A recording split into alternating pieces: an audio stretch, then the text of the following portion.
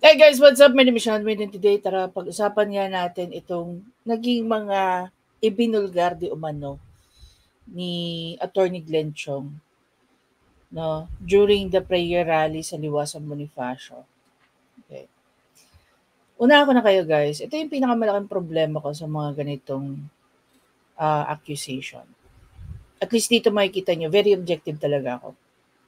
And even if Attorney Glenn Chong is one big supporter of currently of the Dutertes, I think even before, no, hindi ko naman siya masyadong sinusundan.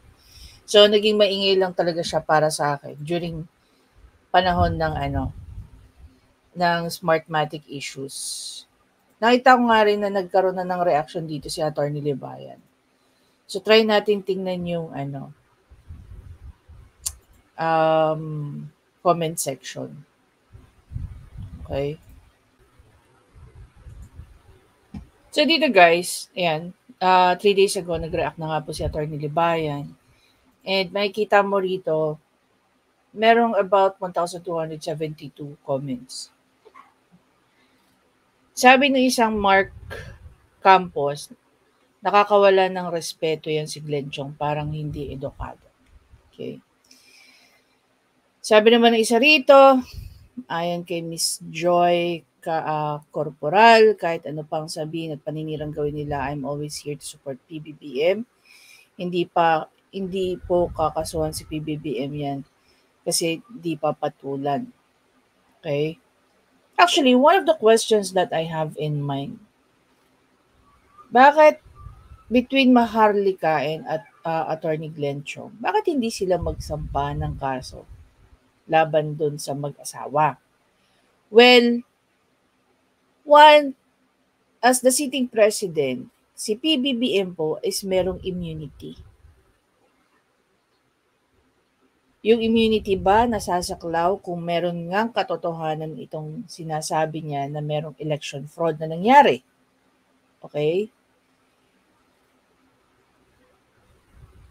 Number 2, I'm not sure and 100% kung nakapag-file na ba itong si Attorney Glenn Chong ng election fraud laban naman kay First Lady Lisa Marcos. Diba? Sabi ni Carmelo dito, si Glenn Chong, kapag natatalo ang daming hanas sa COMELEC kaya hindi na nanalo. Ayon naman dito kay Calista, hindi lang nabigyan ng posisyon ng iba, nag-iba na ang ihip ng hangin. That's the same thing na na-observe ko during his speech, no? Parang meron siyang sama ng loob kasi nga hindi siya nabigyan ng posisyon. May pinaasa at may umasa. Yan yung nangyari. Based dyan sa statement ni Attorney Glenn, ha? Sour graping lang yan si Glenn Chong, hindi kasi nabigyan ng posisyon. Okay? So, pareho lang sinabi. Ayon naman dito kay Albert Mondejar, bagong eleksyon, dadayain daw si PBBM. Tapos eleksyon, si PBBM nandaya. Kasi tanggap nila si PBBM. Here's the thing, no? Why am I reacting to this about the election? Number 1, maraming beses ko na pong sinabi ito na ako po ay naging monitor ng isang grupo ng counterpart, okay, Lente. Naging monitor po ako sa eleksyon ng Lente. Saan ako naka-station? Sa Maynila. I have photos of that. I have proofs of that. Okay? Manila na yun, guys. Expected sana na mas mataas ang magiging boto ni dating Mayor Isko Moreno. Manila na yun Baluarte niya yun Pero sa lahat po ng precinct sa isang skulahan na aking minonitor, ang number 1 lagi sa result is si PBBM. No? I was there. I saw all the results. Living witness po ako ng eleksyon. Kaya napapuzzle ako dito sa sinasabi ni Attorney Glenn Chong. Nakakasawa na si Chong about sa Smartmatic kahit kanino ina-apply niya basta kalaban niya. Pwedeng isampahan ng pagbabanta niyang sasampalin. si FL Lisa Marcos. Again, that's her call. No, that's her call. Ako, hindi, para sa akin, hindi rin naging maganda yon yung sinabi ni Attorney Glenn Chong dyan. Hindi ko nagustuhan yon. Pero, here's the thing, no? Sa tingin nyo about dito, yung reason kung bakit hindi na tinanggap ng COMELEC ang Smartmatic? Or dahil na-involved talaga ang Smartmatic sa isang controversial during sa time ni dating COMELEC Chair Bautista. Imagine niyo ilang taon na yung nakalipas. Napakinabangan na ni Bautista kung meron man talagang totoo na pera yung sinasabing allegation laban sa kanya. 'Di ba? Kung hindi pa gumalaw ang Amerika, hindi rin gagalaw ang COMELEC. 'Di ba? Or yung mga proper authorities natin dito sa Pilipinas. Gusto daw kasi ni Chong maging chairman ng COMELEC, hindi na pagbigyan, kaya ayan, nagwawala. Yun nga yung ano natin dyan eh. Yun nga yung problema natin dyan eh. 'Di ba? Consistent naman ako eh. Even kay Raffy Tulfo, as you know eh. Para sa akin, pag meron kang inakusahan, dapat meron kang ipinapakita upfront na ebidensya laban doon sa inakusahan mo. So, suwa na tayo kay Idol eh, no? Sa madalas niyang pag-aakusa na wala naman siyang napapakitang ebidensya. 'Di ba? Napunta tayo dito sa sinabi ni Attorney Glenn Chong. Wala ng bulaklak. Wait lang. Lipat natin guys ng para hindi mag-feedback.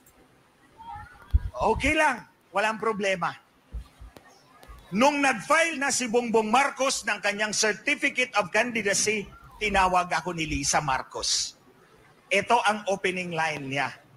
Pwede bang pumunta ka sa headquarters kahit 2 beses lang isang araw, ay isang linggo? Sabi ko, walang problema. Kahit araw-araw pa, pupunta ako ng headquarters. Tas ito ang next na sabi niya, magkano ibabayad ko sa'yo? Wait. Sabi ko sa kanya, di ba magkatrabaho tayo ng 6 na taon, wala ka namang binayad sa akin kahit piso? Ba't ako magpapabayad ngayon? Tas ito ang sabi niya, di bali na, pag nanalo tayo, gagawin kitang komisyoner ng COMELEC. Natuwa ako doon kasi malilinis na natin ang ating election system. Mapatalsik ko na si Smartmatic. Sabi niya pagkatapos nun, gagawin kitang chairman. Okay lang, walang problema. December 10, 20... Alam mo, napapaisip din ako, no, with COMELEC. Siguro isa sa pinaka-love ko na naging dean ko sa buong buhay ko is si COMELEC Commissioner George Garcia. No?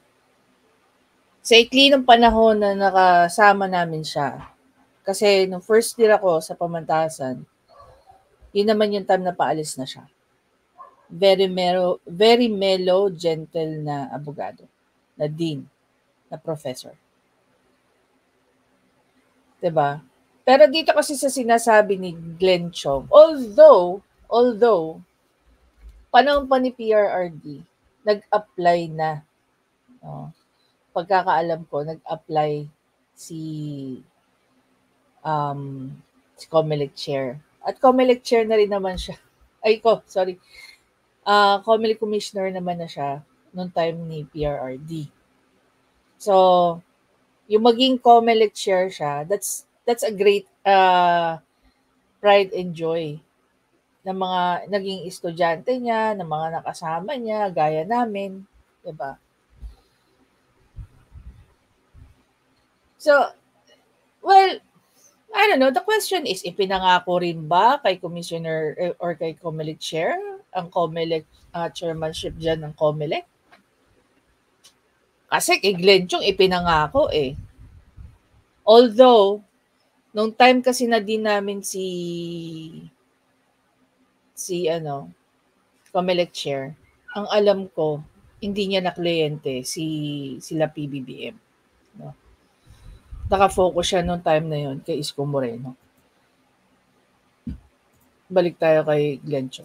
2021, 2 buwan pagkatapos nag-file ni Bongbong Marcos ng Certificate of Candidacy, tinext ako ng sekretary ni Lisa Marcos. Pinapapunta ka ni Lam, Lisa Araneta Marcos. Pinapapunta ka ni Lam sa address na to. May meeting kayo ng Smartmatic. Okay? Magmi-meeting daw kami at ang Smartmatic. Akala ko ba'y kalaban natin to? Okay? Doon sa meeting na yon, walang, take note, walang representative si Sara Duterte. Ang representative na nandun sa meeting kay Lisa Marcos at si Tambi. Si Tambaloslos. Magkakuntsaba na yung dalawa noon pa. Oh. Nandoon ang abogado ni Tambi. Siyempre, kilala ko yun. Bakit? Kasi abogado ko rin siya. So, hindi ako pwedeng magkamali. Pagkatapos noon, may ikalawang meeting. Si Cesar Flores, ang dating pinuno ng Smartmatic sa Pilipinas. Nag-video conference kami. Dahil kalaban ko si Cesar Flores at Smartmatic, sabi ng mga tauhan ni Lisa Marcos, magtago ka. Kasi baka hindi magsasalita pag makita ka. Ako naman, nagtago ako doon sa may sofa. Pero kitang-kita ko, nandun si Lisa Marcos at nandun si Cesar Flores. Pangalawang meeting sa Smartmatic. Ito yung pangatlo, mas mabigat. Nang araw na yon, may meeting ako kay Lisa Marcos na kaming dalawa lang, one-on-one. Dumating tong dalawang marites, si Hubert Guevara at si Ivan Oy. Si Hubert Guevara ginawa niyang Senior Deputy Executive Secretary. Si Ivan Oy ginawang Secretary ng Department of Information and Communications Technology. Sumabay sila sa akin sa meeting. Wala naman silang kasama doon eh. Tapos nung pumasok na kami sa opisina ni Lisa Marcos, dito si Ivan Oy, si Hubert Guevara, si Ivan Oy, ako rito. Nakaharap si Lisa Marcos dito. Kompleto yung drama ko, di ba? Sabi niya, guys, I have a meeting with the owners of Smartmatic. I need 2 technical guys to be with. Ang gatdam na pag ano na sa ano nila. Tagtuyot. Because they hate you so much. Ayan. Isa-isahin natin. Anong ibig sabihin ng meeting niya sa may-ari ng Smartmatic? Gawin muna natin Tagalog. Pare, may pakikipagpulong ako sa may-ari ng Smartmatic. Kailangan ko ng 2 technical guys. Pero hindi ka pwede. Dahil galit na galit sila sa iyo. So ano bang pagpupulungan nila? Magdarasal ba silang 3 doon? Hindi. Bakit mo kailangan ng 2 technical guys? Tandaan nyo, yung pagbibilang ng boto, alam na yan ni Lisa Marcos. Hindi na kailangang i-explain sa kanya dahil 6 na taon na akong nag-i-explain sa kanya. So anong diskusyon ang kailanganin niya ang technical guys? Walang iba kundi paano manipulahin ang boto. Hindi pagbibilang ng boto. Dahil intindimos na ni Lisa Marcos, yung naintindihan na niya paano bibilangin ang boto. For her to need 2 technical guys, ang pag-uusapan, paano mamanipulahin ang boto. Pero hindi ikaw pwede, Glenchong, dahil galit na galit sila sa'yo. So ibig sabihin, sinabihan na siya ni Smartmatic, mabigat ang ating pag-uusapan technical.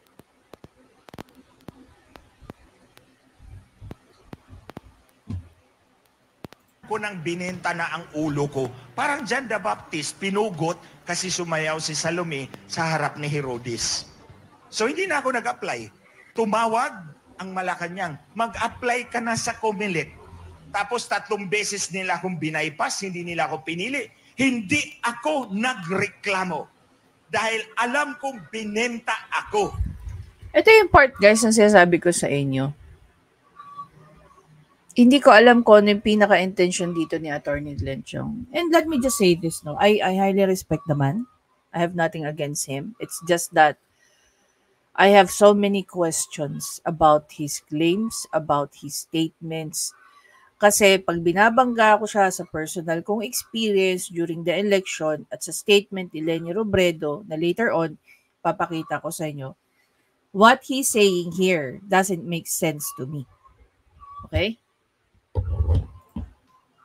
Tapos, wala silang narinig sa akin, bumalik. Sabi nila, okay ba raw sa'yo? NTC commissioner ka. Alam niyo, mababang posisyon yon kaysa congressman. Pero tinanggap ko, dahil ang nasa isip ko, dudublihin ko yung free data ninyo. Pwepersahin ko ang telco, for the same price, dapat doble yung free data na mga tao. Yun ang gusto kong mangyari. Hindi ko inisip na huhulihin ko sila sa kanilang dayaan.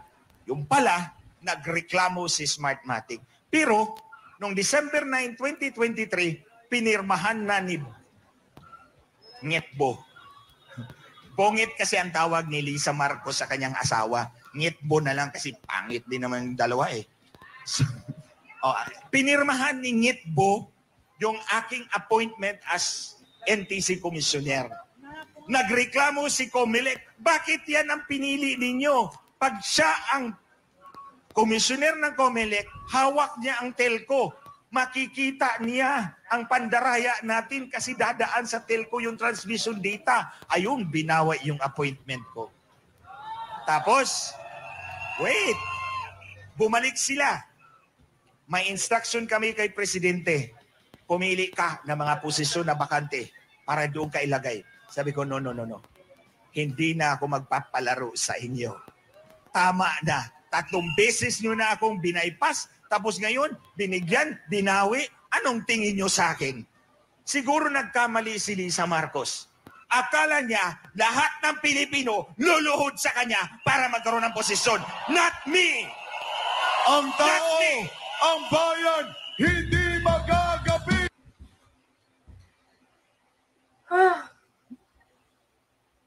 Doon lang tayo sa, ito guys, no, doon lang tayo sa totoo. Yung part na lang na naniwala kang bibigyan ka ng posisyon.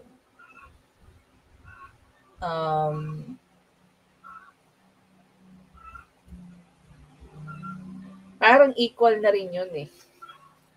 Kaya nga sabi ko kanina eh, umasa, may nagpaasa sa umasa. Diba? So dahil nga 2 beses ka ng wala. 2 beses ka ng sinak. No. Hindi ka na talaga papangatlo kasi obvious naman. Ang tao, ang bayan, hindi magagabi! Ang tao, ang bayan, hindi magagabi! Ang tao, ang bayan, hindi magagabi! Ni Lisa Marcos na lahat ng Pilipino ay luluhod sa kanya para magkaroon ng posisyon. At hindi ko kailangan ang posisyon mo. Ang kailangan ko, malinis na halalan para sa sambayanang Pilipino. Ano? There's another thing.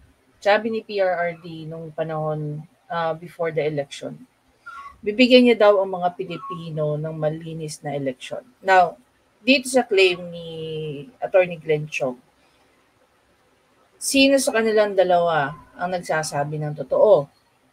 Ngayon, babalikan ko ulit yung naging experience ko. Diba? Babalikan din natin ulit.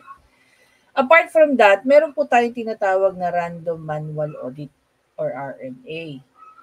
During the election, I had a golden opportunity na makasama ang mock RMA. At doon ko nakita yung proseso. Ang RMA po is manually binibilang ang mga boto ng tao. Manually. So, may pipiliin silang ilang libong balota. Ilang araw po yung gagawin ng Comelec. Ng Comelec. Apart from that, ang mga kasama, mga observer, mga taga-NAMFREL, taga-Lente, PPCRV, tama ba yun? Mga teachers. Ang result po ng RMA after the 2022 election, lumalabas doon na 99 point something % yung accuracy. And even after the election, chinek din po yan ng NAMPREL. At doon, sinasabit nililinaw na walang naging dayaan during the election. So again, babalik tayo dito sa sinasabi ni Attorney Glenn Chong. Ito ba ay pagsisiwalat ng katotohanan o ito ba ay paninira lang? Is it just, propaganda, gutter politics? O ang sigaw ng bayan! Ang tao, ang bayan, hindi May hawak pa silang listahan ng mga posisyon eh. Sinabi ko, hindi ko titingnan. Gusto mo? Sabi ko, ito lang. Ilaglag nyo si Smartmatic publicly, tapos i-disqualify niyo, i-blacklist niyo, quits na tayo. Hindi ko kailangan ng pera, hindi ko kailangan ng posisyon. Ilaglag mo lang si Smartmatic, quits na tayo. Tapos, next meeting, hindi raw pwede magagawa ni Bongbong Marcos yon. Akala ko ba, sinabi mo dinaya? This is where I come from. This is where I live. Ang binibenta ni Smartmatic ay dayaan system. Ngayon pala, ikaw na naman ang mandaraya. Sinungaling! Sinungaling! Sinungaling! Sinungaling! Nungalingan yan. Alam nyo, sinabi ko sa kanila, malinis ako, maayos akong pumasok sa inyo at tumulong. Kakalas ako sa inyo na malinaw ang pinag-uusapan natin. Ito, lalabas ko to. Nag-meeting kayo ng may-ari ng Smartmatic. Huwag nyo lang pakialaman ang kaso ni Richard Santillan, yung personal aid ko, kung hindi ilalabas ko pa. Mas matinding bomba laban kay Lisa Marcos. Pag sumabog to, hindi na niya makikita yung mukha niya. Ilabas na yan! Ilabas na yan! Ilabas na yan! Ilabas na yan! We're getting used to these threats na nakakatawa. Kung talagang gusto mong ilabas mo na lang. No? Without those threats na parang okay. Ilabas na yan! Okay, bigyan ko kayo ng clue. Alam nyo, mga kababayan, na-promise ko yan sa kanila. So kahit pa ang pangako ko ay binigay ko sa demonyo, pinangako ko yan. At magsalita doon, pinakasuhan nila ako sa IBP para tumigil ako. Ang sabi ko kay Lisa Marcos doon sa Cebu, inunahan mo na ako. So bigyan ko kayo ng clue. Itong babaeng to, ang nagmamanipula ng kanyang asawa na maluklok talaga sa Malacanang. Hindi lang ang election system ng Smartmatic ang minanipula, pati institusyon ng gobyerno. Sa panahon na nagprotesta sila, hindi nila ako pwedeng questionin dahil I am at the center of it all. At may ebidensya ako laban kay Lisa Marcos. Ilalabas ko to sa tamang panahon. Tanong ko dyan, kung siya finailan sa IBP ng disbarment, no, or suspension, I don't know what, siya ba nag-file ng anything about kay First Lady Lisa? Like disbarment as well? Diyan sa mga acts na sinasabi niya. Diba? Ilabas na yan! Mga kababayan, ito nga aking mga pinagsasabi rito, ha? Hindi ito galing lang sa bunganga ko. Nag-execute na ako ng sinumpaang salaysay. Pumunta talaga ako sa abogado at nanumpa doon sa aking sinalaysay. Nasa Facebook ko yan. You can download it. 15 pages na affidavit laban kay Lisa at Bongbong Marcos. There you go. Bibisitahin natin yan. So ito nga guys, no, merong pinost nga rito si Attorney Glenn Chong. Sabi niya rito, ginawa ko sa sinumpang salaysay na ito upang mapigilan natin na Smartmatic sa patuloy pagkokontrol at dayaan. Ang ating halalan affidavit na ito ay inilakip sa supplemental petition to disqualify Smartmatic na isinampa nila General Eliseo Rio, Gus Lagman, Frank Isaac and Colonel Ondonio sa COMELEC noong September 12. Okay, so pinost nga naman talaga ni Attorney Glenn Chong. I'm a former congressman in the of the Lone District of Biliran. I have been advocating honest and credible elections since the advent of the automated national election in 2010. My advocacy is focused on in the course of advocacy spanning over 13 years. I attended numerous hearings and several committee of the Senate of the Philippines as a resource person and automated. Tingnan na natin yung ano rito.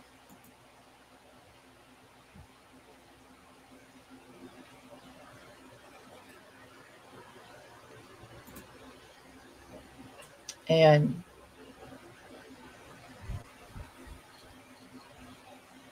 I authored the position paper in the voter's receipt, VVPAP, which the Supreme Court cited in Bagumbayan VNP Movement, incorporated in Richard Gordon as chairman of Bagumbayan VNP Movement versus the COMELEC.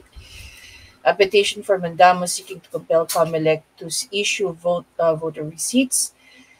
I acted as a resource person on oral arguments before the Supreme Court in the same case, and I published countless write-ups and gave numerous interviews on automated election manipulation, public vigilance, and electoral reforms in both mainstream and social media, both in the Philippines and abroad.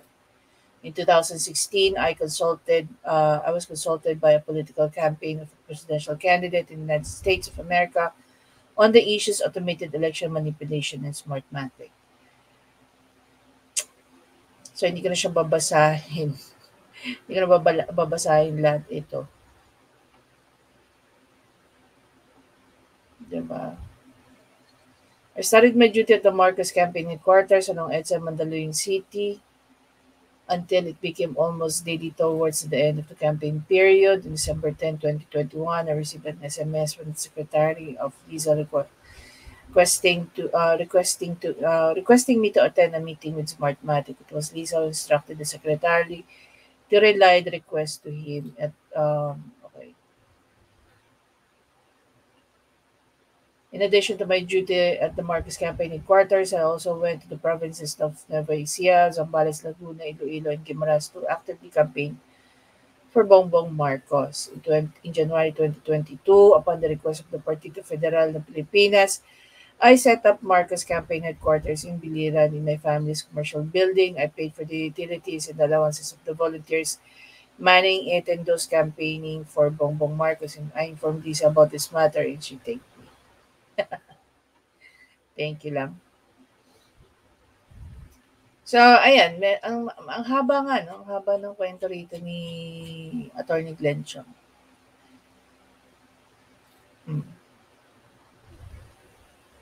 Anyway, going back to Attorney Glenn Chong. Hindi ako aakyat dito sa entablado na hindi ko muna ginawa ang aking affidavit para walang lusot ang mga kalaban ng taong bayan. Well, hindi lang naman yung mga kalaban, but even, Attorney Glenn Chong. This is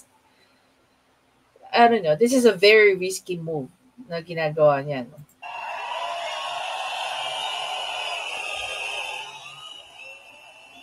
So ito, ano bang nakikita ninyo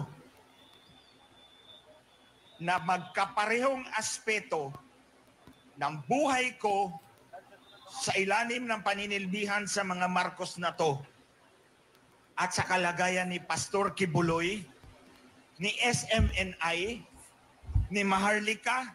So, para lumalabas dito na after tumulong ni Pastor Kibuloy sa mga Marcoses during the election, after tumulong ni Attorney Glenn Chong sa mga Marcoses during the election, parang pinapalabas lang dito ni Attorney Glenn Chong na mga walang utang na loob ang mga Marcoses. Ingrata o ingrato ang mga Marcoses. Diba? Ni Attorney Trixie Cruz? Sino pa bang iba? Marami pa. Diba? Marami pa. Si Pebbles. Oh. Anong sitwasyon na magkapareho kami? Mga kababayan, trinidor kami ng mag-asawang nasa Malacanang ngayon. Mga traitor! Mga traitor! Mga traitor! If we're going to contemplate dito sa sinasabi ni Atty. Glenchon, dito mo makikita it's not really healthy to be a blind follower or a very big supporter ng mga politiko. Kasi at one point,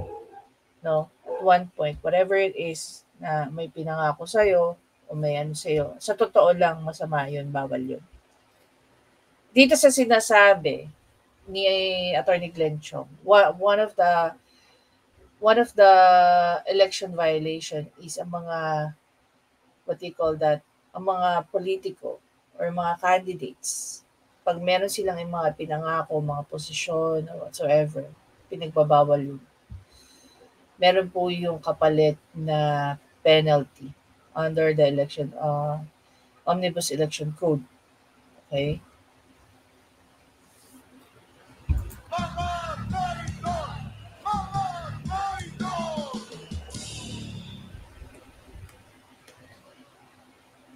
Ulitin ko, 3 meeting yan sa Smartmatic para masiguro na maiupo niya ang kanyang asawa sa Malacanang. Minanipulan niya ang pinakamabigat na institusyon ng gobyernong ito. Hanggang ngayon, puzzle ako. Paano kaya nagagawa yun? No? Siguro na-illustrate na yun ni Atty. Glenchon that I need to check pa. Pero, di ba? Para mailuklok niya ang kanyang asawa bilang Vice President at that time. So you see, hindi titigil si Lisa Marcos ngayon dahil nagwagi siya sa pagmamanipula ng election system natin. Hindi totoo na 31 million ang boto ni Bongbong Marcos.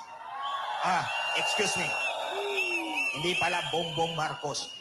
Bobong Marcos.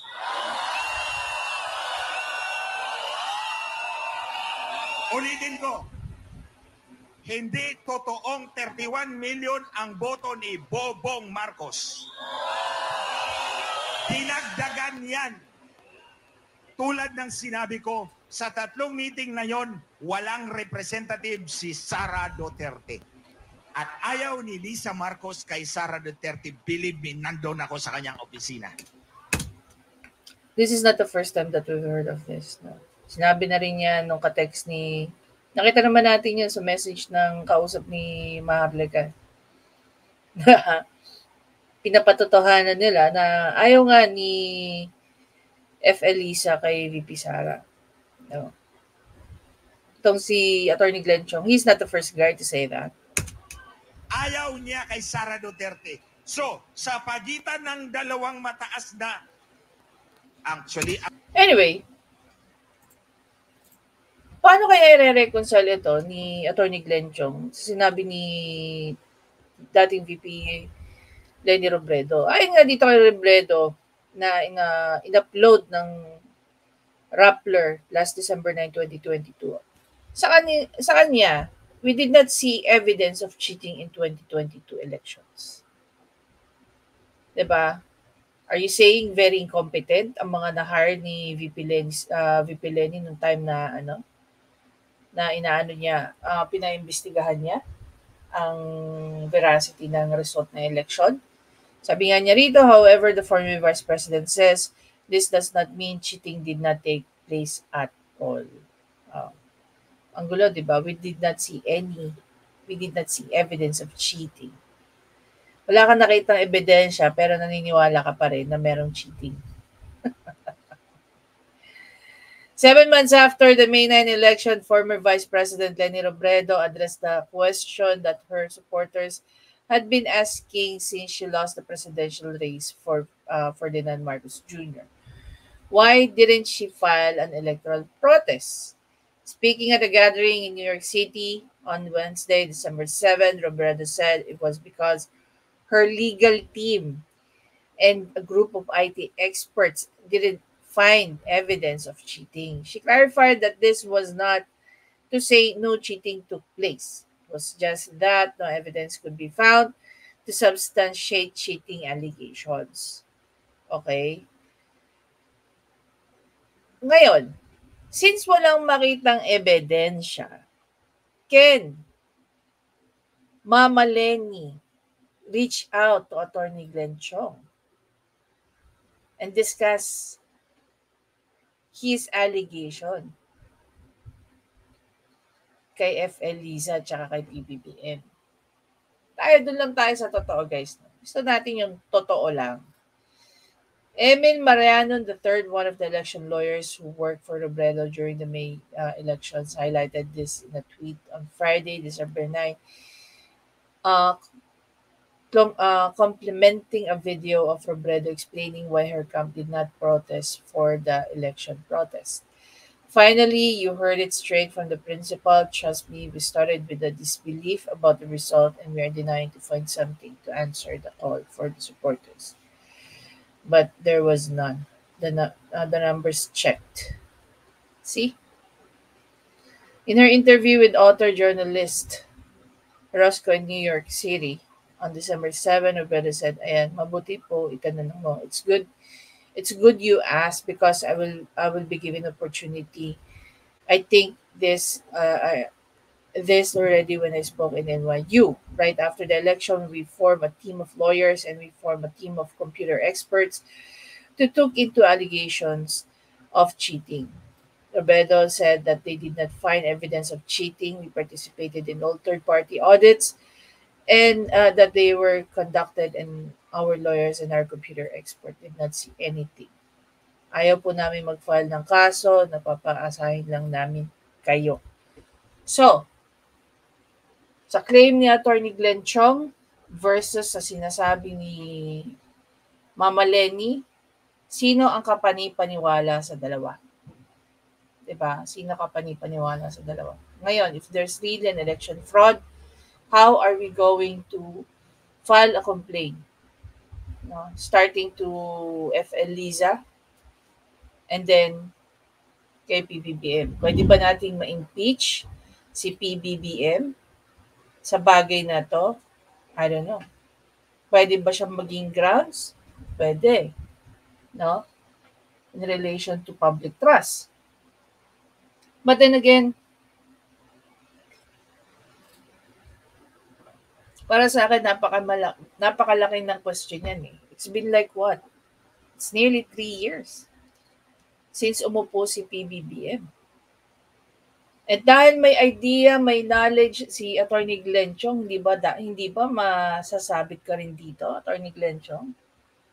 Kasi if you're saying na may mga pandarayang nangyari during the election at meron kang knowledge, 'di ba? Makakadagdag ka rin dito kung sakali. Maraming tanong na hindi ko alam kung paano masasagot. For now, gusto kong hanapin kung nakapag-present na ba si Attorney Glenn Chong na how Smartmatic works, how their system works, how fraud can happen between this process. Diba? Panluloko, pandaraya, cheating, whatever you wanna call it. Para ma-explain sa atin ni Attorney Glenn Chong the possibility of pandaraya. Yung pag-insert mo ba ng balot mo, makuha ng VVPAT, tapos mag-transmit yun, paano mamamanipulate through the code ang result? When?